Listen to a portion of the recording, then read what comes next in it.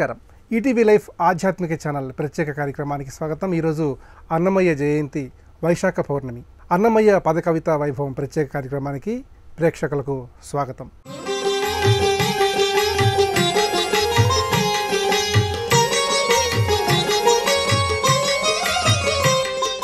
అలతి అలతి పదాలతో అనంతమైన భక్తిభావ మాధుర్యాన్ని రంగరించి శ్రీ వెంకటేశ్వరుడికి పదకవితా నైవేద్యాన్ని సమర్పించిన ధన్యజీవి తాళపాక అన్నమాచార్యుడు. నవవిధ భక్తి మార్గాల్లో సంకీర్తనను నేపథ్యంగా చేసుకొని స్వామికి నిత్య నైవేద్యాన్ని తన సంకీర్తనల ద్వారా తాళపాక అన్నమాచార్యుల వారు సమర్పించారు. అలాగే అన్నమయ్య భావన వాహిని ఒక అనంతమైన అమేయమైన రసధుని. ఈనాటి అన్నమయ్య జయంతి సందర్భంగా అన్నమయ్య పదకవితలోని మాధుర్యాన్ని, అన్నమయ్య కవితా వైభవాన్ని, సంకీర్తన విశేషాల్ని మనతో పంచుకోవడానికి వ్యాఖ్యాన విశారద వెంకట్ గరికపాటి గారు. వీరు తాళపాక పద సాహిత్య విశ్లేషకులు. అలాగే 1100 అన్నమయ్య కీర్తనల్ని వివిధ కోణాల్లో సమగ్రంగా విశ్లేషణ చేశారు. వెంకట్ గరికపాటి మన స్టూడియోస్కి ఇచ్చేశారు. అలాగే వారితో పాటుగా ప్రముఖ గాయని లాలస గారు కూడా ఈనాటి కార్యక్రమానికి ఇచ్చేశారు. వారికి ఈ కార్యక్రమానికి స్వాగతం. వెంకట్ గారు, ఈరోజు అన్నమయ్య జయంతి, వైశాఖ పౌర్ణమి. తాళపాక అన్నమాచార్యుడు శ్రీ వెంకటేశ్వరుడికి కొసరి పద సంకీర్తనను నైవేద్యంగా సమర్పించారు. అలాగే వారు సంకీర్తనను నేపథ్యంగా చేసుకొని 32,000కు పైగా సంకీర్తనలు రచించి స్వామికి ఒక భక్తిపూర్వకమైన కానుక సమర్పించారు. మరి అన్నమయ్య కవితలోని మాధుర్యాన్ని మనం ఏ విధంగా ఈ సందర్భంగా విశ్లేషణ చేసుకోవాలి? అన్నమయ్య పద కవితా పితామహుడు. అన్నమాచార్యుల వారి జన్మదినం తెలుగు సాహితికి గర్వదినం, తెలుగు పాటకి పర్వదినం. పల్లవి చరణాలతో కూడిన తెలుగు పాటకి అన్నమయ్య ప్రాణప్రతిష్ఠ చేయడమే కాకుండా భక్తి ఆలంబనగా ఎన్ని రకాలుగా వాగ్గేయకారుడు, పదాలతో ప్రయోగాలు చేయగలడో చేసి చూపించిన ఘనుడు తాళపాక అన్నమయ్య. ఎందుకంటే వాగ్గేయకారులో కొంతమంది భక్తిని ఆశ్రయించారు, కొంతమంది వాగ్గేయకారులు రక్తిని ఆశ్రయించారు, మరి కొంతమంది విరక్తిని ఆశ్రయించారు, అంటే వైరాగ్యాన్ని. భక్తి, రక్తి, విరక్తి అన్నీ సమపాళ్లలో మేళవించి సంకీర్తనలు రాసిన ఏకైక వాగ్గేయకారుడు తాళపాక అన్నమయ్య. అంతేకాకుండా భక్తి, సంగీత, సాహిత్య ప్రధానమైన సంకీర్తనలు రాసి అన్నమయ్య సంకీర్తనలు త్రివేణి సంగమంలా తెలుగునాట వెలసిల్లాయి. అన్నమాచార్యుల వారు శ్రీ వెంకటేశ్వరుణ్ణి అమేయమైన భక్తిభావంతో కీర్తించాడు. అయితే వెంకటేశ్వరునితో ఆగిపోలేదు. అన్నమాచార్యుల వారు ఎన్నో వైష్ణవ క్షేత్రాలని దర్శించి అక్కడి దైవాల్ని స్తుతించాడు ఆయన. ఆ దైవాలతో శ్రీ వెంకటేశ్వరునికి అభేదాన్ని ప్రతిపాదించి అద్భుతమైన సంకీర్తనలు మనకు అందించాడు ఆయన. అంటే ఆ దైవాలు రాముడు అనుకోండి, వెంకటాద్రి రాముడు అంటాడు. కృష్ణుడైతే వెంకటాద్రి కృష్ణుడు, వెంకటాద్రి నారసింహుడు. ఈ రకంగా వాళ్ళ లీలా విశేషాలని మనకి ఏకరువు పెడుతూనే శ్రీ వెంకటేశ్వరుడికి సమన్వయం చేస్తాడు ఆయన. అంటే అన్ని మంత్రాలు కూడా ఈ సంకీర్తనలో ఉన్నాయంటాడు. ఎందుకంటే ఆ మంత్రం అని ఎందుకు అంటున్నానంటే, తాళపాక చిన్నన్న ఉన్నాడు, తాళపాక అన్నమాచార్యుల వారి మనవడు. ఆయన ద్విపదలో అన్నమాచార్య చరిత్ర రాయడం జరిగింది. అందులో పరమతంత్రములు 32,000 అంటాడు ఆయన. 32,000 సంకీర్తనలో పరమతంత్రం అంట. చాలా నిగూఢమైన భావం ఉంది. ఆ భావం ఏమిటన్నది మనకి సంకీర్తనలు చూస్తే అర్థమవుతుంది. మనం ఒక్కసారి చూసిన సంకీర్తన రెండోసారి చూస్తే మనకి వేరే భావం కలుగుతుంది. అంత గొప్ప సంకీర్తనలు. మీరు అన్నట్టుగా అలతి పదాలతో అనంతమైన భావం అందినప్పటికీ ఆ అనంతమైన భావం మరొక రూపాన్ని సంతరించుకుంటుంది మనం రెండోసారి చూసినప్పుడు. ఆ రకంగా సమస్త దైవాల్ని శ్రీ వెంకటేశ్వరులో తిలకిస్తూనే అన్ని మంత్రాలు కూడా నాకు ఈ వెంకటేశ్వర మంత్రమే అంటాడు ఆయన. అన్ని మంత్రములు ఇందే ఆవహించను, వెన్నతో నాకు కలిగే వెంకటేశు మంత్రము అంటాడు ఆయన. ఇప్పుడు లాలస గారు ఆ కీర్తన పల్లవి. అన్ని మంత్రములు ఇందే ఆవహించెను, అన్ని మంత్రములు ఇందే ఆవహించెను, వెన్నతో మాకు కలిగే వెంకటేశు మంత్రము, అన్ని మంత్రములు ఇందే ఆవహించెను, వెన్నతో నాకు కలిగే వెంకటేశు మంత్రము అన్ని మంత్రములు ఇందే ఆవహించెను. నారదుడు జపించే నారాయణ మంత్రము చేరే ప్రహ్లాదుడు నారసింహ మంత్రము. నారదుడు జపించే నారాయణ మంత్రము చేరే ప్రహ్లాదుడు నారసింహ మంత్రము. కోరి విభీషణుడు చేకొని రామ మంత్రము కోరి విభీషణుడు చేకొని రామ మంత్రము వేరే నాకు కలిగే వెంకటేశు మంత్రము వేరే నాకు కలిగే వెంకటేశు మంత్రము అన్ని మంత్రములు ఇందే ఆవహించెను. వెన్నతో నాకు కలిగే వెంకటేశు మంత్రము అన్ని మంత్రములు ఇందే ఆవహించెను. వెంకట గారు, దాదాపు 6 శతాబ్దాల క్రితం పద్య సాహిత్యం, ప్రబంధ సాహిత్యం రాజ్యం వెళుతున్న నేపథ్యంలో ఒక సంకీర్తనను తన సృజనాత్మక మాధ్యమంగా చేసుకొని అన్నమయ్య ఒక కొత్త శకానికి, కొత్త ఉరవడికి, కొత్త ఒరవడికి నాంది పలికారు. అట్లాగే అన్నమయ్య సంకీర్తనలు మనం తరచి చూసినట్లయితే అందులో ఉపనిషత్ సారం కనిపిస్తుంది, అట్లాగే గీతా మకరంద మాధుర్యం కనిపిస్తుంది, వేదసారం కనిపిస్తుంది. మొత్తంగా చూసినట్లయితే అన్నమయ్య కవిత్వంలోని, అన్నమయ్య సంకీర్తన మాధుర్యంలోని విష్ణుతత్వాన్ని మనం ఎలా విశ్లేషణ చేసుకోవాలి? ఒక్క వెంకటేశ్వరుణ్ణి ఆలంబనగా చేసుకుని ఆయన ఎన్ని రకాలుగా సంకీర్తనలు రాయొచ్చో అన్ని రకాలుగాను సంకీర్తనలు లిఖించడం జరిగింది. అయితే ఈ సంకీర్తనల్ని ప్రధానంగా 2 విధాలుగా వర్గీకరించారు పరిష్కర్తలు: ఆధ్యాత్మిక సంకీర్తనలు, శృంగార సంకీర్తనలు. అయితే అధ్యాత్మ సంకీర్తనల్లో మళ్ళీ వైరాగ్య సంకీర్తనలు కూడా ఒక భాగం.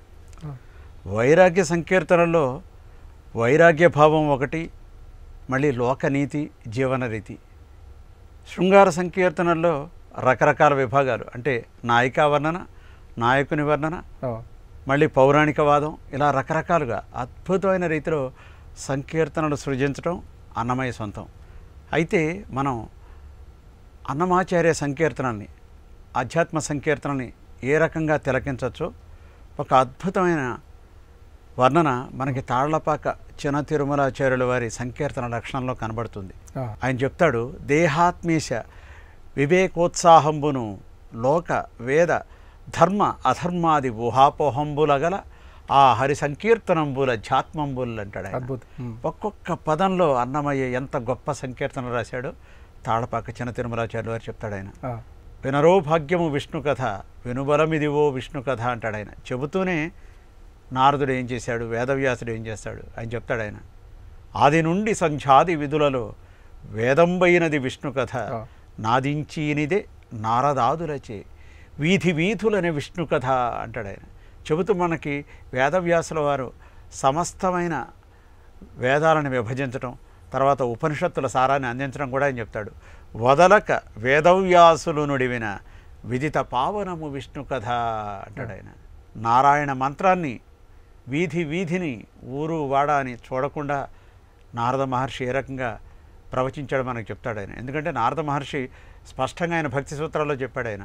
సర్వదా సర్వభావేన నిశ్చింతితైర్భగవానేవ భజనీయ అంటాడు ఆయన నారద భక్తి సూత్రాల్లో. ఆ విషయాన్ని అన్నమాచార్యుల వారి సంకీర్తనలో పొందుపరిచి చాలా గొప్ప సంకీర్తన ఇది. వినరో భాగ్యము విష్ణు కథ, వినరో భాగ్యము విష్ణు కథ, వినరో భాగ్యము విష్ణు కథ, వెనుబలమిదివో విష్ణు కథ, వినరో భాగ్యము విష్ణు కథ.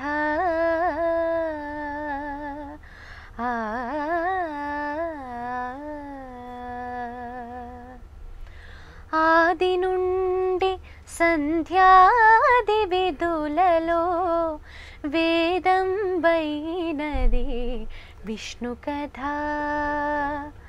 ఆది నుండి సంధ్యాధి విధులలో వేదం వైనది విష్ణు కథ నాదించేనిదే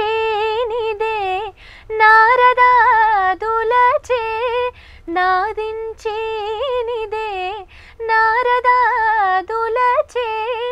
వీధి వీధులనే విష్ణు కథ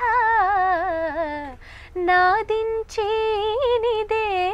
నారదాదులచే వీధి వీధులనే విష్ణు కథ వినరో భాగ్యము విష్ణు కథ వెనుబలమిదివో విష్ణు కథ వినరో భాగ్యము విష్ణు కథ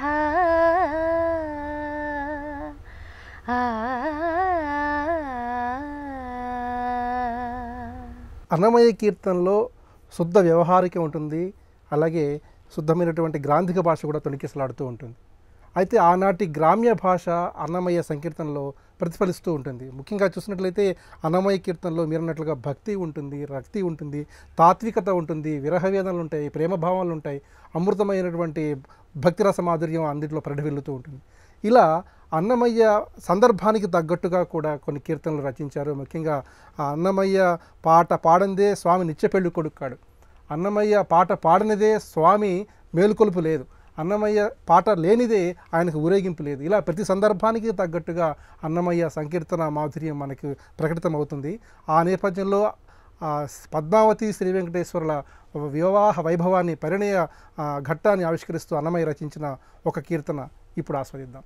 పిడికిట తలంబ్రాల పెండ్లి కూతురు కొంత పెడమరలి నవ్విని పెండ్లి కూతురు పిడికిట తలంబ్రాల పెండ్లి కూతురు కొంత పెడమరలి నవ్విని పెండ్లి కూతురు కొంత పెడమరలి నవ్విని పెండ్లి కూతురు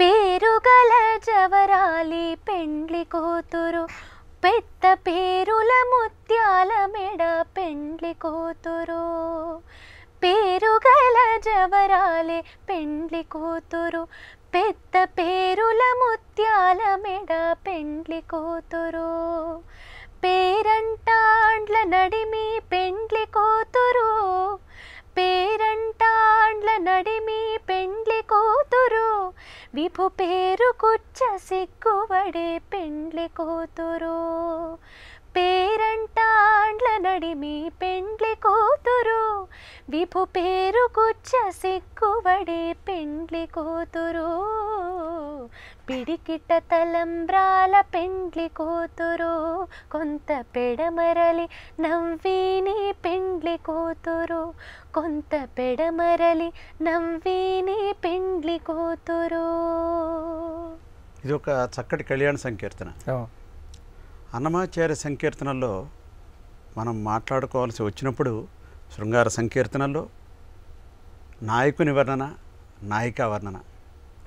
నాయికల్లో మనకు తెలుసు ప్రబంధ నాయికలు, అష్టవిధ నాయికలు. అన్నమాచార్య సంకీర్తనలో నాయికలు వేన విధాలు. అంటే ఒక్కొక్క నాయిక తొంగి చూసి మాయమవుతూ ఉంటుంది అంత గొప్పగా. ఇప్పుడు ఆయన పెడమరలి నవ్వినే అన్నట్టుగా ఇలా ఒక్కసారి ఓరచూపుతో చూసి ఆవిడ దివ్యనాయిక నవ్వుతోందిట. అంత గొప్పగాను ఆ శృంగార సంకీర్తనలు ఉంటాయి. అన్నమయ్య శృంగార సంకీర్తనలు అద్భుతమైన భావ పరంపరతో లెక్కించబడ్డాయి. ఇది కూడా మనకి చాలా గొప్పగా తాళ్లపాక చిన్న తిరుమలాచార్యులు వారు సంకీర్తన లక్షణంలో చెప్తాడు. పదములు శృంగార వధు మృదుమధుర మనోజ్ఞవాక్య మిశ్రములైన విదితార్థగ్రామ్యోక్తులు పదిలముగా పొంక మెరిగి పలుకగ చెల్లున్ అంటాడు ఆయన. ఏదో మామూలు ఆషామాషి శృంగార గీతాల్లాగా పాడడానికి లేదు, నిగూఢమైన అద్భుతమైన భావం అందులో దాగి ఉంది అని చెప్తూ ఒక శృంగార వధువు మనకి వస్తే ఎంత అందంగా ఉంటుంది, అంత అందంగా ఈ సంకీర్తనలు లిఖించబడ్డాయి. అందులో ఉన్న భావాన్ని మీరు చాలా జాగ్రత్తగా పుణికిపుచ్చుకుని అందులోంచి భావాన్ని స్వీకరించి ఆస్వాదించండి అని చెప్తూ పదిలముగా వంక మెరిగి పలుకగ చెల్లు అందులో ఉన్న అందాన్ని సొంపుని తెలుసుకుని మాట్లాడండి. సాధారణమైన పాటలు కావు అని చెప్తాడు. అంత గొప్ప భావాన్ని కలిగి అంతర్లీనమైన సందేశాన్ని ఆస్వాదించగలగాలి. అన్నమాచార్య సంకీర్తనలు, శృంగార సంకీర్తనలు అంత గొప్పవి. వెంకట్ గారు, అన్నమాచార్యుల వారు శ్రీ వెంకటేశ్వర స్వామిలోనే సర్వదేవతల్ని దర్శించారు. ఆయన శ్రీ వెంకటేశ్వర స్వామిని సర్వదేవతా స్వరూపుడుగా భావించి వేల సంకీర్తనలు రచించారు. ఆ వెంకటేశ్వర స్వామిలో శ్రీరాముని దర్శించారు, విష్ణువుని దర్శించారు, అట్లాగే నృసింహస్వామిని దర్శించారు. ఇలా వైవిధ్యంగా, వైరుధ్యంగా, విలక్షణంగా ఆయన తన కీర్తన మాధుర్యాన్ని అశేష భక్త కోటికి నిరుపమానమైనటువంటి నజరానాలుగా, బహుమానాలుగా అందించారు. మరి సర్వదేవ నమస్కారం కేశవం ప్రతిగచ్చతి అనే నానుడికి తగ్గట్టుగా అన్నమాచార్యుల వారు వెంకటేశ్వర స్వామిలో ఏ దేవతామూర్తుల్ని ఏ విధంగా వర్ణించారంటారు? పరబ్రహ్మ స్వరూపం అనేది చాలా గొప్ప రూపం. అది ఎంత గొప్ప రూపమో వర్ణించడానికి ఇప్పటికీ ఎవరికి సాధ్యం కాల. అందుకే ఉపనిషత్తులు ఏకం ఏవ అద్వితీయం బ్రహ్మ, బ్రహ్మ అనేది ప్రథమం, ప్రధానం, దానికి ఇంకా సాటి అయినది ఏదీ లేదు. ఆ విషయాన్ని ప్రకటించడానికి రకరకాల వాగ్గేయకారులు రకరకాల మార్గాలు ఎంచుకున్నారు. అయితే మన అన్నమయ్య ఎంచుకున్న వస్తువు దైవం శ్రీ వెంకటేశ్వరుడు. శ్రీ వెంకటేశ్వరుడు ప్రధాన వస్తువుగా అద్భుతమైన రీతిలో సకల దేవతల్ని, తాను తిలకించిన దైవాలందరినీ కూడా అన్నమాచార్యుల వారు చాలా గొప్పగా కీర్తించడం జరిగింది. ఇదే కోవలో శ్రీరామచంద్రమూర్తిని ఎంతో గొప్పగా ఆయన సాధారణమైన తెలుగులో అలాగే జానపదాలను కీర్తించాడు. మనకి సంస్కృతంలో జగత్ప్రసిద్ధమైన సంకీర్తన ఉంది. దేవదేవం భజే దివ్య ప్రభావం రావణాసుర వైరి రఘుపుంగవం అనే సంకీర్తన. ఆ సంకీర్తన ఒక్కసారి మనం ఆలకిద్దాం. దేవదేవం భజే దివ్య ప్రభావం రావణాసురవైరి రఘుపుంగవం రామం దేవదేవం భజే దివ్య ప్రభావం రావణాసురవైరి రఘుపుంగవం రామం దేవదేవం భజే దివ్య ప్రభావం రాజవరశేఖరం రవికులసుధాకరం రాజవరశేఖరం రవికులసుధాకరం ఆజానుబాహుం నీలాభ్రకాయం రాజవరశేఖరం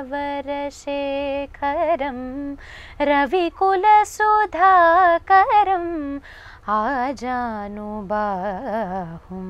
నీలాభ్రకాయం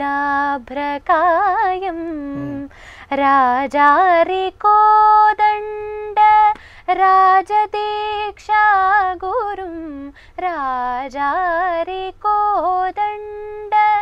రాజదీక్షా గురుం రాజీవలోచనం రామచంద్రం రామం దేవదేవం భజే దివ్య ప్రభావం రావణాసురవైరి రఘుపుంగవం రామం దేవదేవం భజే దివ్య ప్రభావం. లాలస గారు ఎంతో లాలిత్యంగా లావణ్యంగా ఆలపించారు. వెంకట గారు, అన్నమయ్య పద సాహిత్యంలో, అన్నమయ్య సంకీర్తన వైభవంలో ఎందరో దేవతలు ప్రకటితమయ్యారు. ఆయన తన భక్తి భావాన్ని ఎందరో దేవతల పట్ల ప్రకటించారు. ప్రధానంగా రాముడు, కృష్ణుడు, నృసింహుడే కాకుండా ఆంజనేయ స్వామిని కూడా ఆయన అద్భుతంగా వర్ణించారు. మరి ఆంజనేయ స్వామి యొక్క మూర్తిమత్వాన్ని, గుణవైభవాన్ని వర్ణించిన కీర్తన ఏదైనా ఉందంటారా? అన్నమాచార్యుల వారు ఆంజనేయ సంకీర్తనలో అద్భుతమైన వైవిధ్యం కనబరిచారు. మనకు ఆంజనేయుడు అమేయ బలం, అమేయమైన శక్తి, అంతులేని సామర్థ్యం కలిగిన మనిషి. అయితే ఆంజనేయుడిలో ఉన్న గొప్ప లక్షణం ఏంటంటే ఎంత ఎత్తుకు ఎదిగినా ఒదిగి ఉండాలి అన్న లక్షణం మనకి ఖచ్చితంగా ఆంజనేయ నందనంలో కనబడుతుంది. వినయగుణ సంపన్నుడు. తర్వాత రెండోది, ఆంజనేయుని చరితాన్ని మనకి చూస్తే కనపడేది ఎప్పుడు కూడా పరహితాన్ని కాంక్షించటం, ఆయన చేసిన కార్యాలు, శ్రీరాముడికి సుగ్రీవుడికి మైత్రి కూర్చాడు, అక్కడ పరహితమే. అలాగే సంజీవని పర్వతాన్ని సాధించుకుని వచ్చాడు, అది పరహితమే. సీతాదేవిని అన్వేషించడానికి విశాలమైన సముద్రాన్ని దాటాడు, అక్కడ పరహితమే. ఎప్పుడు చూసినా ఎక్కడ చూసినా ఆంజనేయుని చరితం అనేది సమున్నత హైందవ సంస్కృతికి తలమానికం. ఆ అద్భుతమైన అంజనీనందనుని చరితం అన్నమయ్య సంకీర్తనలో చాలా గొప్పగా లిఖించబడింది. ముఖ్యంగా అన్నమయ్య సంకీర్తనలో మనకి అధిక భాగం కలశాపుర హనుమంతుడి మీద కీర్తించబడ్డాయి. కలశాపురము కాడ కందు వసేసుకుని అలరుచునున్నవాడు హనుమంతరాయుడు, ఎంతో గొప్పగా. అలాగే ఒక గొప్ప సంకీర్తన, ఒక భావం నేను ఇక్కడ చెప్పాలి. ఓ పవనాత్మజ ఓ ఘనుడ బాపు బాపనగా పరగితిగా అని చెప్తాడు ఆయన.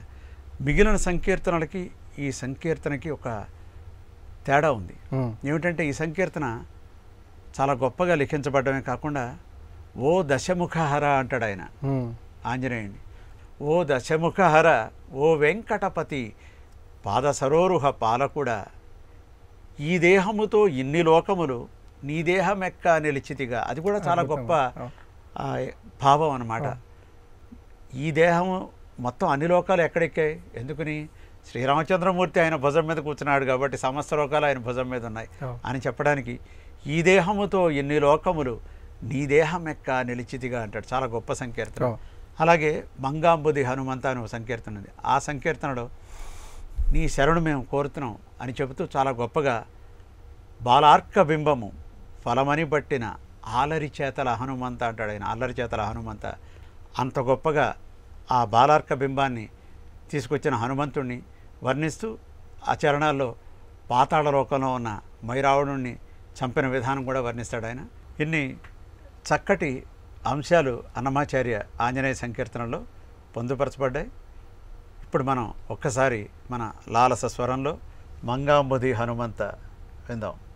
మంగాంబుధి హనుమంత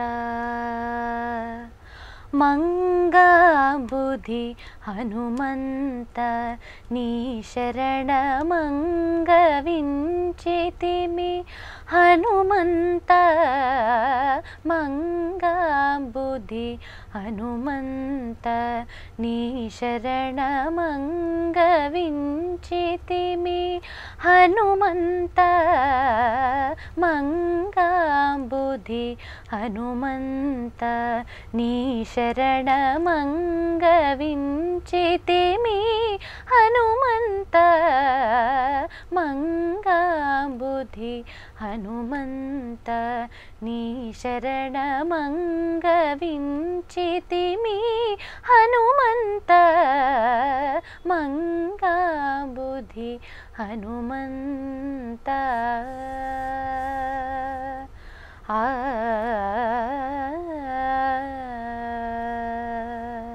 వెంకట గారు, అన్నమయ్య సంకీర్తన మాధుర్యంలో ఎన్నో విశేషాలను మనం ప్రస్తావించుకుంటున్న నేపథ్యంలో సాక్షాత్తు అన్నమయ్య అన్ని పాత్రలను పోషించాడు. ప్రధానంగా అలివేలుమంగగా తానే ఆవిష్కారం అయ్యాడు, అట్లాగే లక్ష్మీదేవిగా కూడా తానే మూర్తిమత్వాన్ని సంతరించుకున్నాడు. ఇట్లా తాను ఆస్వాదిస్తూ తాను అనుభవిస్తూ వెంకటేశ్వరుడికి పద సంకీర్తన పుష్పాలను సమర్పించాడు. ఆ నేపథ్యంలోనే శ్రీకృష్ణమూర్తి వైభవాన్ని, బాలకృష్ణుడి లీలా సంవిధానాన్ని, అన్నమయ్య అభివర్ణించిన కీర్తన విశేషాలను ఇప్పుడు వివరిస్తారా? అన్నమయ్య శ్రీకృష్ణ సంకీర్తనలు చాలా ప్రత్యేకం. ఎందుకంటే కృష్ణుడిని వర్ణించేప్పుడు బాలకృష్ణుడిని వర్ణించాడు ఆయన. అలాగే కృష్ణ పరమాత్మ రాసలీల వైభవాన్ని చాలా గొప్పగా వర్ణించాడు. ఆయన జగద్గురు అయిన కృష్ణుడి మూర్తివత్వాన్ని తెలియజేస్తూ కృష్ణ పరమాత్మ అర్జునునితో అన్నట్లుగా భూమిలోన జొచ్చి సర్వభూత ప్రాణుల నెల్ల ధీమసానమో చేటి దేవుడ నేను కామించి సస్యములు కలిగించి చంద్రుడనై తేమల పండించేటి దేవుడ నేను అని ఆనతిచ్చ కృష్ణుడు అర్జునునితో విని ఆతని భజించు వివేకమా అంటాడు ఆయన. ఆ చక్కగా గీతాచార్యుడు ఏం చెప్పాడు అని మనకి గీతాసారం ఆ సంకీర్తనలో కనబడుతుంది. అదేవిధంగా కృష్ణ పరమాత్మ రాసలీల వైభవం చాలా గొప్పగా మొత్తం అందరిని కూడా రమణుడు పిలిచీని రావే చెలియ నీవు తమకమే వలెగాక తరుణులకు అంటాడు ఆయన. మొత్తం రమణుడు పిలుస్తున్నాడు, మన అందరం కూడా అక్కడికి వెళదాం. ఆయన అద్భుతమైన రాసలీల వైభవాన్ని చక్కగా శరద్రాత్రిలో ఆ యమునా నది చెంత కృష్ణ పరమాత్మ ఎంత గొప్పగా గోపికలతో రాసలీల నిర్వహించాడు. అదంతా కూడా అన్నమాచార్య సంకీర్తనలో మనకు కనబడుతుంది. అలాగే బాలకృష్ణుని వర్ణిస్తూ ఒక గొప్ప సంకీర్తన ఉంది. ఆయన పరమపురుషుడు అంటున్నారు, ఈయన పశువులు కాచాడు అని చెప్పడానికి, ఎదుటనున్నాడు వీడే ఈ బాలుడు మది తెలియమమ్మ ఏమరులో గాని అని చెప్తూ పరమపురుషుడట పశువులగాచానట సరవులించిన విన సంగత ఇది అంటాడు ఆయన. ఆయనేమో ఓ పక్కన పరమపురుషుడు అంటున్నాడు, మళ్ళీ మీరు పశువులు కాచాడు అంటారేమిటి అని చెబుతూ మళ్ళీ వేదాల కొడయడట, జ్ఞాన కందాలైన వేదాలని వెదికి తీసుకొచ్చిన ఆ మహనీయ మూర్తిని వెనలు దొంగిలించాడంటారేమిటి అంటూనే ఆ వెంకటాద్రి బాలుని కీర్తిస్తాడు ఆయన. అలాగే ముద్దుగారి యశోద ముంగిట ముత్యము వాడు తిద్దరాని మహిమల అంటే సవరించలేని వర్ణించలేని మహిమల దేవకీసుతుడు అంటూ నవరత్నాల సాక్షిగా కృష్ణ పరమాత్మని వర్ణించిన సంకీర్తనది. ముద్దుగారే యశోద ముంగిటి ముత్తేము వీడు తిద్దరాని మహిమల దేవకీ సుతుడు. ముద్దుగారే యశోద ముంగిటి ముత్తేము వీడు తిద్దరాని మహిమల దేవకీ సుతుడు. అంతనింత గొల్లెతల అరచేతి మాణికము పంతమాడే కంసుని పాలివజ్రము. అంతనింత గొల్లెతల అరచేతి మాణికము పంతమాడే కంసుని పాలివజ్రము. కాంతుల మూడు లోకాల గరుడ పచ్చ పూస. కాంతుల మూడు లోకాల గరుడ పచ్చ పూస. చెంతల మాలోనున్న చిన్ని కృష్ణుడు. చెంతల మాలోనున్న చిన్ని కృష్ణుడు. చెంతల మాలోనున్న చిన్ని కృష్ణుడు. ముద్దుగారే యశోద ముంగిటి ముత్తేము వీడు తిద్దరాని మహిమల దేవకీ సుతుడు. వెంకట గారు, అన్నమయ్య ఒక సంకీర్తనలో సారపు కర్మంబులు కేశవు కైంకర్యములే అని ప్రస్తావిస్తూ ఉంటారు. అంటే ప్రతి స్పర్శలోనూ, ప్రతి క్రియలోనూ, ప్రతి ప్రక్రియలోనూ దైవ సంబంధితమైనటువంటి అంశాలని అన్నమయ్య దర్శించారు. అలాగే ఎక్క సమగు నీ నామము ఎలా సులభము పలమధికము కూడా ఆయన ప్రస్తావించారు. అంటే వెంకటేశ్వరుడి నామంలో, ఆయన పేరులోనే పెన్నిధి ఉంది అని ఆయన గొప్పగా తన సంకీర్తన వైభవంలో స్వామిని ప్రస్తుతించారు. అట్లా అన్నమయ్య సర్వాత్మన త్రికరణ శుద్ధిగా మనసా వాచా కర్మణ వెంకటేశ్వర వైభవాన్ని తన సంకీర్తన సాహిత్యంలో రంగరించి మనకు అద్భుతమైన అమయమైన కానుకలుగా అందించారు. ఈ నేపథ్యంలో వెంకటేశ్వర స్వామికి శుక్రవారం అభిషేక నిర్వహణకు సంబంధించి అద్భుతమైన సంకీర్తన అన్నమయ్య రచించారు. మరి అన్నమయ్య దర్శించిన ఆ శుక్రవార వెంకటేశ్వర వైభవాన్ని మీరు ఎలా దర్శిస్తారు? అన్నమాచార్యుల వారు మీరు చెప్పినట్టుగా శుక్రవార అభిషేకాన్ని వర్ణించారు. అయితే ఆయన శుక్రవార అభిషేకంతో వదిలేలా ఆయన చాలా సేవలు, చాలా వాహన సేవలు, తిరుమల దేవాలయంలో జరిగే బ్రహ్మోత్సవాలు వర్ణించాడు. తిరువీధుల మెరసి దేవదేవుడు గరిమల మించిన సింగారముల తోడను అంటాడు ఆయన. అలాగే వీధుల విభుడేగినిదే మోదము తోడుత మొక్కరో జనుడు అంటాడు ఆయన. చక్కగా తెప్పోత్సవం, సింగారమూర్తివి చిత్తజగురుడవు సంగతి జూచేరు మిమ్ము సాసముఖ అంటాడు ఆయన. అదొక గొప్ప పదప్రయోగం సాసముఖ అనేది. సాసముఖ అంటే వికసించిన ముఖార విందం కలవాడా అని ఒక అర్థం అయితే సహస్రముఖాలు కలిగిన వాడా అని. ఈ రెండిటి గురించి సాహితీ చర్చ పరిష్కరించిన నాటి నుంచి నేటి వరకు కూడా జరుగుతూనే ఉంది. అంత గొప్ప సంకీర్తన. అందులో పువ్వుల తెప్పల మీద పొలతులు నీవు నెక్కి పువ్వులు ఆకాశము మోవ పూచి చల్లుచు అంటాడు ఆయన. నీ మీద ఎంత గొప్పగా పువ్వులు జల్లుతున్నారంటే, నీ మీద దేవేరి మీద ఆ పువ్వులు జల్లితే అవన్నీ ఆకాశంలోనే పూలు పూసి కింద పడుతున్నాయేమో. పువ్వులు ఆకాశము మోవ పూచి చల్లుచు దేవదుందుభులు మెరయ దేవతలు కొలువాగా అని చెబుతూ సావధానమగు నీకు సాహసముఖ అంటూ గొప్పగా తెప్పోత్సవం. అలాగే పుష్పయాగం, చాలా గొప్పగా ఆయన పుష్పయాగాన్ని వర్ణించాడు.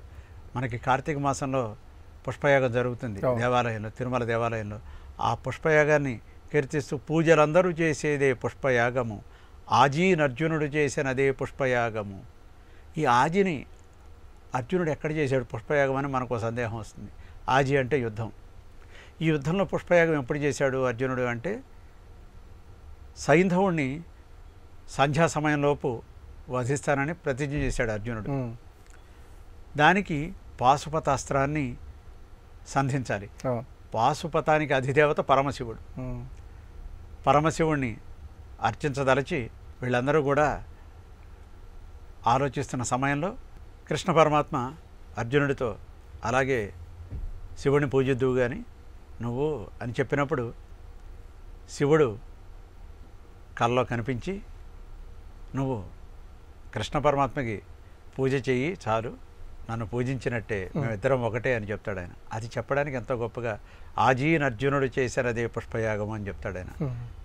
ఆ రకంగా అన్నమాచార్యుల వారి సేవా వైభవం, వాహన ప్రస్తుతి చాలా గొప్పగా సంకీర్తనలో వీడుగదే శేషుడు వెంకటాద్రి శేషుడు అంటూ శేషుడిని కీర్తిస్తాడు ఆయన. అలాగే అశ్వవాహన సేవని నీవు తొరగము మీద నేర్పు మెరయ వేవేల రూపములు వెదజల్లితప్పుడు ఉంటే అశ్వవాహనాన్ని కీర్తిస్తాడు. గరుడ వాహనం గురించి అలా గరుడ వాహనం. అలాగే శుక్రవారాభిషేకం ఎంతో గొప్ప సేవ. శుక్రవారాభిషేకం మనందరికీ తెలుసు. శుక్రవారాభిషేక సేవ చేసుకోవడం అన్నది ఒక రకంగా దుర్లభంగా మారింది ఇప్పుడు. అయితే చాలా గొప్ప సంకీర్తన అది. కంటి శుక్రవారము గడియలేడింట ప్రత్యక్షంగా చూసిన అనుభూతిని అన్నమయ్య కలిగిస్తాడు. మన కళ్ళ ముందు ఆ సేవ కనబడుతుంది. అన్నమాచార్యుల వారు ఏ వస్తువుని వర్ణించినా, ఏ దైవాన్ని వర్ణించినా, ఏ రూపంలో వర్ణించినా, ఏ భావంలో వర్ణించినా ఆ దైవం మన కనుల ముందు ప్రత్యక్షం కావాల్సిందే. ఈ కంటి శుక్రవారాభిషేకం సంకీర్తన మనం వింటే మనందరం కూడా తిరుమల దేవాలయంలో ఆ శుక్రవార అభిషేకాన్ని ప్రత్యక్షంగా దర్శిస్తున్న అనుభూతి కలుగుతుంది. ఖచ్చితంగా అనుభూతి కలుగుతుంది. లాల్స్ గారు, కంటి శుక్రవారము గడియలేడింట అంటి అలమేల్మంగ అండనుండే స్వామిని. కంటి శుక్రవారము గడియలేడింట అంటి అలమేల్మంగ అండనుండే స్వామిని. కంటే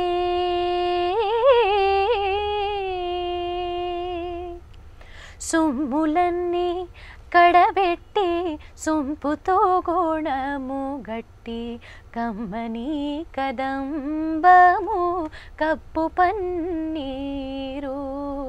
సొమ్ములన్నీ కడబెట్టి సొంపుతో గోణము గట్టి కమ్మని కదంబము కప్పు పన్నీరు. చెమ్మతోన వేష్టువలు రొమ్ము తల మూల జుట్టి చెమ్మతోన వేష్టువలు రొమ్ము తల మూల జుట్టి తుమ్మెదమై ఛాయతోన నెమ్మది నుండే స్వామిని. కంటి శుక్రవారము గడియలేడింట అంటి అలమేల్మంగ అండనుండే స్వామిని. కంటే వెంకట గారు, అన్నమాచార్యుల వారు భక్తి సంబంధ సంకీర్తనలు ఎంత మృదుమధురంగా రచించారో అలాగే ఆయన తాత్వికపరమైన వైరాగ్యయుతమైనటువంటి సంకీర్తనలు కూడా అంతే గొప్పగా ఉంటాయి. అణువణువున భక్తి రస మాధుర్యం, తాత్విక చింతన, ఒక ఆధ్యాత్మిక రస మాధురి అందులో మనకి స్పష్టంగా గోచరం అవుతూ ఉంటుంది. ముఖ్యంగా నానాటి బతుకు నాటకం అని చెబుతూ ఈ జీవితమే ఒక నాటకంగా ఆయన అభివర్ణించిన తీరు ఎంతటి వారినైనా ఆకట్టుకుంటుంది. మరి అన్నమయ్య రచించినటువంటి తాత్విక సంకీర్తనలోని మార్మికతను ఎలా చూడాలి? అన్నమయ్య సంకీర్తనలు లోకనీతిని, జీవన రీతిని మనకి చాలా గొప్పగా ప్రతిఫలించాయి. ఆయన చెప్తాడు, తెలియ చీకటికి దీపమెత్తక పెద్ద వెలుగు లోపలికి వెలుగేలా అని. చీకట్లో ఉన్నవాడికి మనం దీపం చూపించాలి, కానీ వెలుగులో ఉన్నవాడికి దీపం చూపించాల్సిన అవసరం లేదు.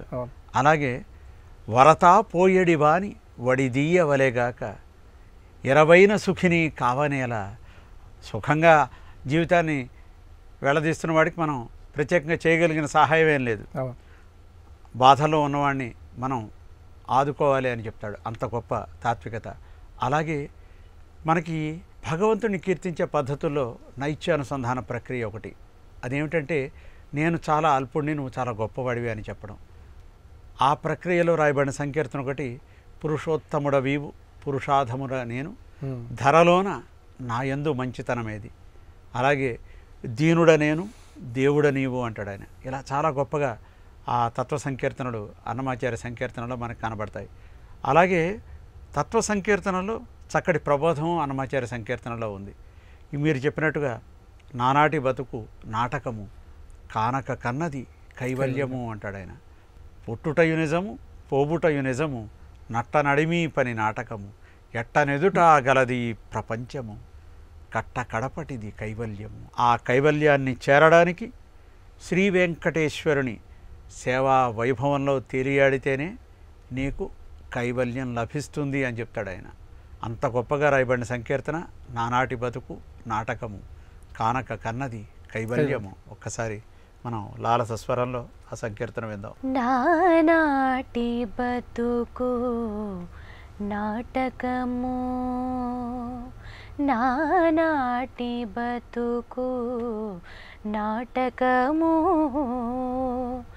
కానక కన్నది కైవల్యము నానాటి బతుకు నాటకము కానక కన్నది కైవల్యము నానాటి బతుకు నాటకము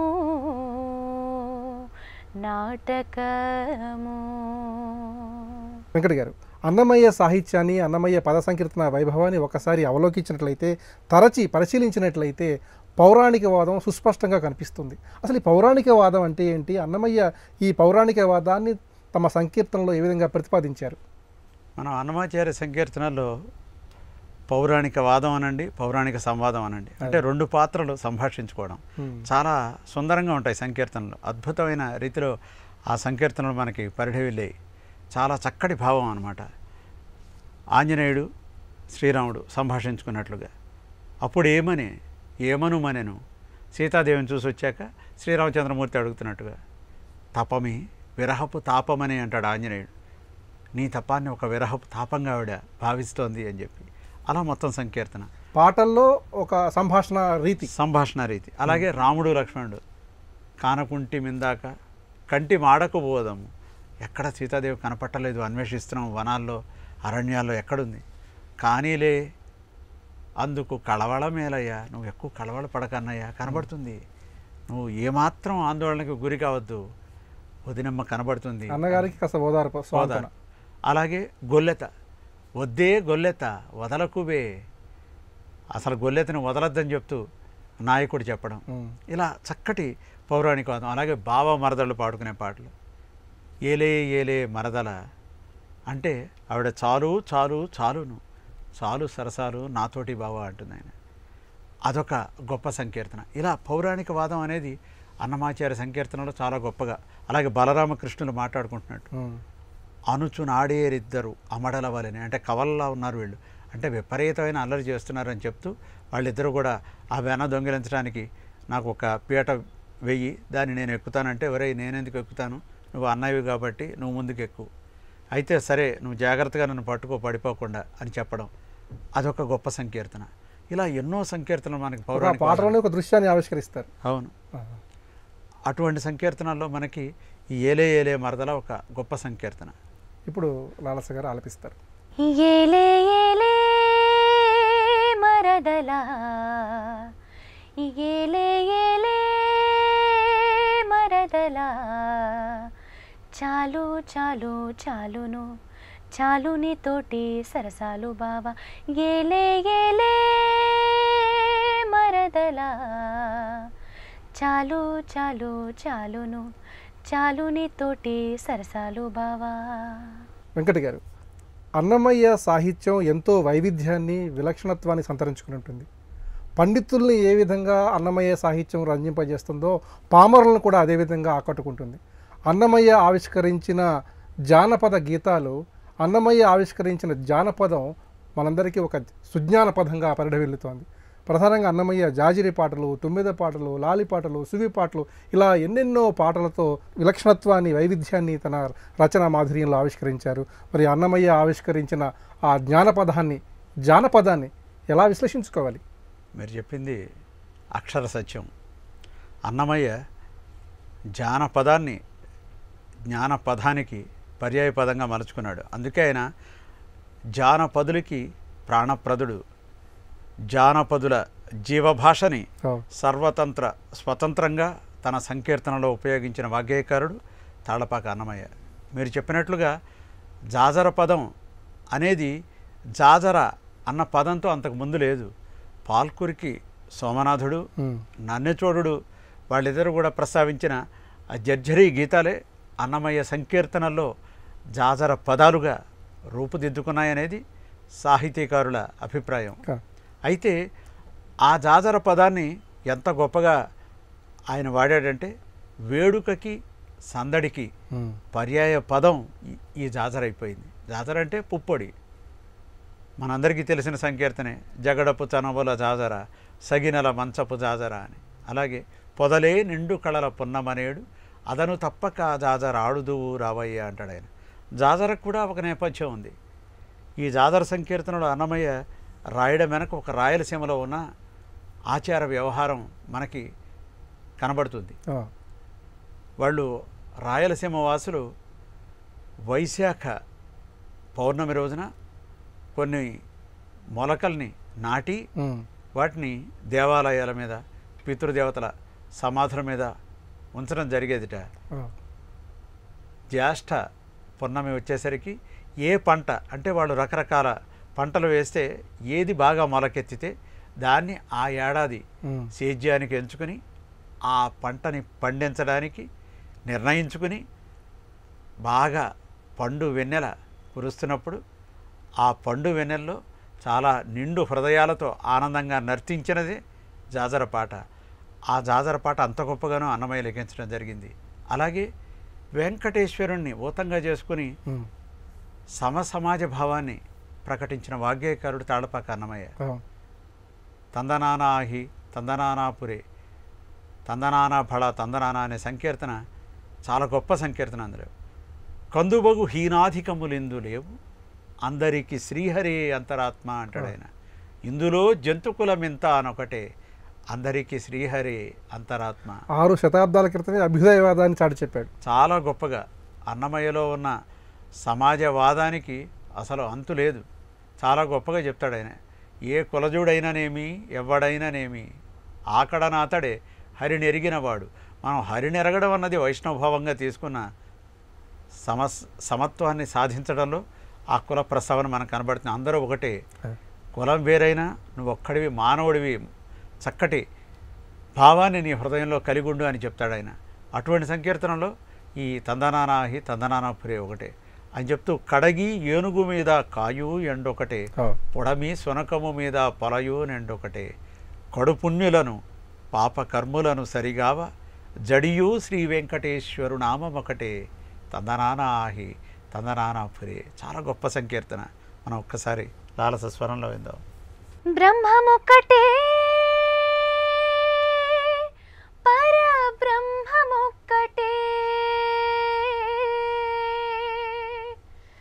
తందనానాహి తందనానాపురే తందనానా భళ తందనానా భళ తందనానా భళ తందనానా బ్రహ్మమొక్కటే పర బ్రహ్మమొక్కటే పర బ్రహ్మమొక్కటే పర బ్రహ్మమొక్కటే తందనానాహి తందనానాపురే తందనాన భళ తందనాన భళ తందనాన భళ తందనాన కందువగు హీనాధికములిందు లేవు అందరికి శ్రీహరే అంతరాత్మ కందువగు హీనాధికములిందు లేవు అందరికి శ్రీహరే అంతరాత్మ ఇందులో జంతుకులమింతానొకటే అందరికి శ్రీహరే అంతరాత్మ ఇందులో జంతుకులమింతానొకటే అందరికి శ్రీహరే అంతరాత్మ హరే అంతరాత్మ శ్రీహరే అంతరాత్మ తందనానా హి తందనానా పురే తందనానా భళ తందనానా భళ తందనానా భళ తందనానా. వెంకట గారు, మోకాళ్ళ పర్వతం దగ్గర అలసి సొలసి ఆకలితో అలమటించిన అన్నమయ్యకు మారు రూపంలో అలమేలు వంగమే వచ్చి కొసరి కొసరి గోరుముద్దలు తినిపించింది. ఆ తర్వాత తిరుమల చేరుకున్నటువంటి అన్నమయ్యకు ఆ తిరుమల 10,000 శేషుల పడగలమయంగా గోచరమైంది. ఆ సందర్భంలోనే కొండలలో నెలకొన్న కోనేటి రాయిని దర్శించి తన ఆరాధ్య దైవాన్ని ప్రత్యక్షంగా తిలకించి పులకించి తన సంకీర్తన మాధుర్యంతో భక్త జనావళిని ఆచంద్రతారార్కం రవళింపజేసిన మోహింపజేసిన భక్తాగ్రేసరుడు పదకవిత పితామహుడు తాళపాక అన్నమాచార్యుడు. అలాంటి అన్నమయ్య మలయప్ప స్వామిని కొండలలో నెలకొన్న కోనేటి రాయుడువాడు అని అద్భుతమైనటువంటి సంకీర్తన, అందరికీ తెలిసిన సంకీర్తన. అన్నమయ్య కీర్తన అనగానే మదిలో మెదిలే మొదటి 10 గీతాలు ఇది కూడా ఉంటుంది. అలాంటి సంకీర్తన వైభవాన్ని, ఆ మాధుర్యాన్ని, ఆ పద లాలిత్యాన్ని ఎలా విశ్లేషించుకోవాలి? అన్నమాచార్యుల వారి అధ్యాత్మ సంకీర్తనలో కొండలలో నెలకొన్న కోనేటి రాయుడు వాడు కొండలంత వరములు గుప్పెడువాడు అనే సంకీర్తన అగ్రప్రధాన ఉంటుంది. అయితే ఆ దేవదేవుడిని భావించాలంటే మనకి భాగ్యం కావాలి. సేవింపరో జనులాల చేరి మొక్కరో భావింపనున్నాడిందరి భాగ్యము వలెను. మనకి భాగ్యం ఉంటేనే ఆ దేవదేవుడిని మనం కొలవగలం. ఎందుకని? ప్రతి భాగ్యానికి కూడా దేవదేవుడే మనకి కారణం. అన్నమాచార్యుల వారు చెప్తారు, ఇతని ప్రసాదమే ఇన్నియును గతి ఇతనిదే గన కాదనరాదు అని. మొత్తం అంతా కూడా మనకి అంతా కూడా ఆయన ప్రసాదమే, భగవత్ప్రసాదం అని చెబుతూ ఆయన కాయములోనక ఘన సంసారము ప్రాయంబులలో ప్రబలీని ఆయమందుకును హరితానేయై దాయక పాయక తగిలున్నాడు. ఈ 4 వాక్యాలు చాలండి మనకి. ఈ 4 వాక్యాలు అర్థం మనం తెలుసుకుంటే దేవదేవుడిని మనం కొలవగలిగిన విధానంలో ప్రథమ సోపానం దాటినట్టే. ఎందుకంటే ప్రతి వయస్సులో, అంటే బాల్యం కావచ్చు, యవ్వనం కావచ్చు, వృద్ధాప్యం కావచ్చు, ప్రతి చర్యలో ప్రతి క్రియలో ఆ దేవదేవుడు మనం వెన్నంటే ఉన్నట్ట. ఎక్కడ మనం చేసే పిచ్చి పనులకి కోపగించకుండా, దాయక పాయక ఆగ్రహించకుండా, దూరం కాకుండా తగిలున్నాడు. ఎక్కడ తగిలున్నాడు? ఆయమందుకును జీవస్థానంలో కూర్చుని ఉన్నట్ట. మనకి అంగుష్ఠమాత్ర పురుష మధ్య ఆత్మని తిష్టతి అన్నది ఉపనిషద్వాక్యం. ఆయన ఒక పురుషుడు అక్కడ కూర్చుని ఉన్నాడు ఆత్మ మధ్యలో అని. ఆ దేవదేవుడు ఆ జీవస్థానంలో అక్కడ కూర్చుని మనందరినీ కూడా కాపాడుతున్నాడని. అటువంటి దేవదేవుడే మనకి కోరికలన్నింటినీ కూడా ప్రసాదిస్తాడు. నారాయణ నీ నామమే గతి ఇక కోరికలు మాకు కొనసాగుటకు అంటాడు ఆయన. మనకి కోరికలన్నీ కూడా కొనసాగడానికి ఆ దైవమే మనకి ప్రత్యక్ష కారణం. ఆ కోరికల్ని కొండలంతా వాటిని కూడా తీరుస్తాడు అని చెప్తూ ఇందులో మనకి కురువనంబి, కురువరతి నంబి భక్తులందరూ స్వామిని సేవించిన వారందరూ వస్తారు. వాళ్ళందరినీ కూడా ఆయన చక్కగా కీర్తిస్తాడు. చాలా గొప్ప సంకీర్తన. కొండలలో నెలకొన్న కోనేటి రాయడువాడు, కొండలలో నెలకొన్న కోనేటి రాయడువాడు, కొండలంత వరములు గూపెడువాడు, కొండలలో నెలకొన్న కోనేటి రాయడువాడు, కొండలంత వరములు గూపెడువాడు, కొండలలో నెలకొన్న కోనేటి రాయడువాడు. కుమ్మరదాసుడైన కురువరతి నంబి ఇమ్మన్న వరములెల్ల ఇచ్చినవాడు కుమ్మరదాసుడైన కురువరతి నంబి ఇమ్మన్న వరములెల్ల ఇచ్చినవాడు దొమ్ములు చేసిన ఎట్టి తొండమాం చక్కురవర్తి దొమ్ములు చేసిన ఎట్టి తొండమాం చక్కురవర్తి రమ్మన్న చోటికి వచ్చి నమ్మినవాడు కొండలలో నెలకొన్న కోనేటి రాయడువాడు కొండలంత వరములు గోపెడువాడు కొండలలో నెలకొన్న కోనేటి రాయడువాడు. వెంకట గారు, చిత్తశుద్ధితో లక్ష్య సిద్ధితో స్వామిని ఆరాధిస్తే ఆ స్వామి ప్రత్యక్షంగా కొలువై తీరతాడు అన్నదానికి శ్రీ వెంకటేశ్వరుడి ప్రత్యక్ష ఉదాహరణ. అన్నమయ్య సర్వాత్మన చిత్తశుద్ధితో త్రికరణ శుద్ధితో దాన్ని ఆచరించి చూపించాడు. మరి అన్నమయ్య తత్వాన్ని, అన్నమయ్య పద మాధుర్యాన్ని ఎలా విశ్లేషించుకోవాలి? మనకి అన్నమాచార్య సంకీర్తనంలో ప్రతి పదంలో అద్భుతమైన భావం కనబడుతుంది. ప్రతి పదము అమృత నదమే. నదం అంటే మీరు నదిగా తీసుకోవచ్చు, సముద్రంగా కూడా తీసుకోవచ్చు. జలనిధి. అంత గొప్ప భావం అన్నమాచార్య పదాల్లో ఉంటుంది. త్రికరణ శుద్ధిగా ఏ పని చేసినా కూడా దేవుడు మెచ్చుతాడు, లోకము మెచ్చుతుంది అని చెప్తాడు ఆయన. అంటే అది ఒక గొప్ప సందేశం మనకి. ఏ పని చేసినా కూడా ఏదో కాలక్షేపంగా మనం లక్ష్యసిద్ధి కోసం కృషి చేయకుండానే నాకు విజయం కావాలి అని అనకుండా మనం మనస వాచ కర్మణ మనం ఆ కార్యాన్ని నిర్వర్తిస్తే ఖచ్చితంగా విజయం సాధిస్తామని చెప్పడానికి ఆయన చెప్తాడు. నేను మనసు గురించి చెప్తాను. ఆయన ఏం చెప్పాడు? తన మనసే పరిపూర్ణమైన గోదావరి గంగా కావేరి కనకబిందు యమునా గయాది ముఖ్యక్షేత్రంబుల సంతతమున్ దినకర సోమ గ్రహణ కాలముల తీర్థాచరణలు చేసిన ఫలములు తను దానే సిద్ధించును ఊరకి దవ్వులు తిరుగగ మరి ఎలా అంటాడు ఆయన. మొత్తం మనసుతో మనం ఒక మంచి పని చేస్తే సకల పుణ్య తీర్థాల్లో, పుణ్యక్షేత్రాల్లో, నదుల్లో స్నానం చేస్తే ఎంత గొప్ప ఫలం వస్తుందో.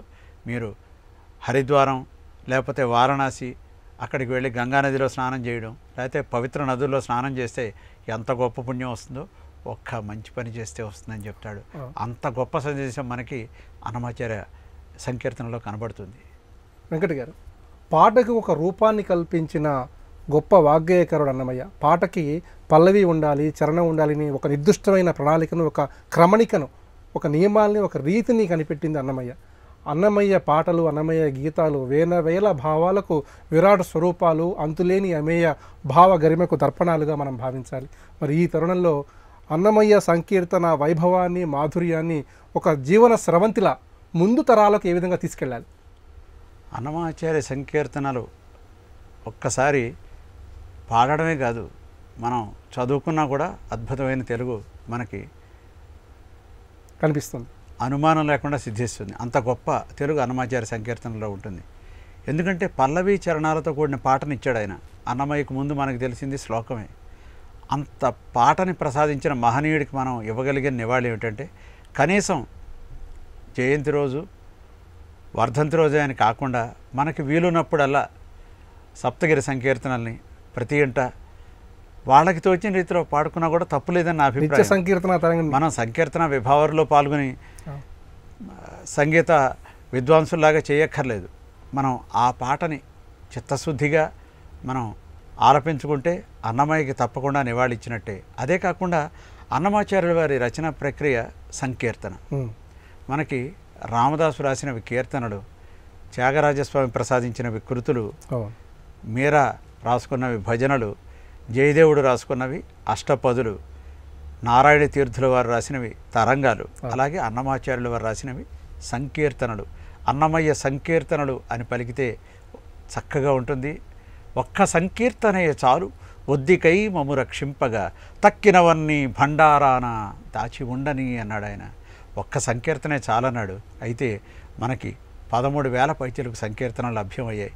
మనందరం మనకి తోచిన రీతిలో ఆ పదకవిత పితామహుని, ఆ సంకీర్తనాచార్యుని సంకీర్తనల్ని వీలున్నంతగా జనబాహుళ్యంలోకి తీసుకునే ప్రయత్నం ప్రతి వాళ్ళు చేస్తే బాగుంటుందని నా అభిప్రాయం.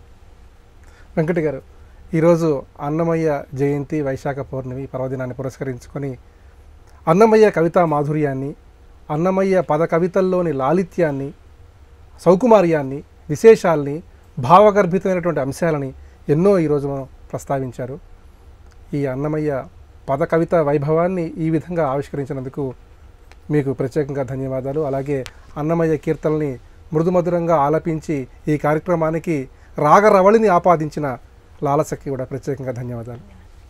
నమస్కారం. అన్నమయ్య పాటకు పట్టాభిషేకం చేసిన వాగ్గేయకారుడు, పాటకు ప్రాణాన్ని పోసిన పదకవితా పితామహుడు. అన్నమయ్య ప్రకటించిన వేల భావాలు విరాట్ స్వరూపాలు, ఎన్నెన్నో భావాలకు దర్పణాలు.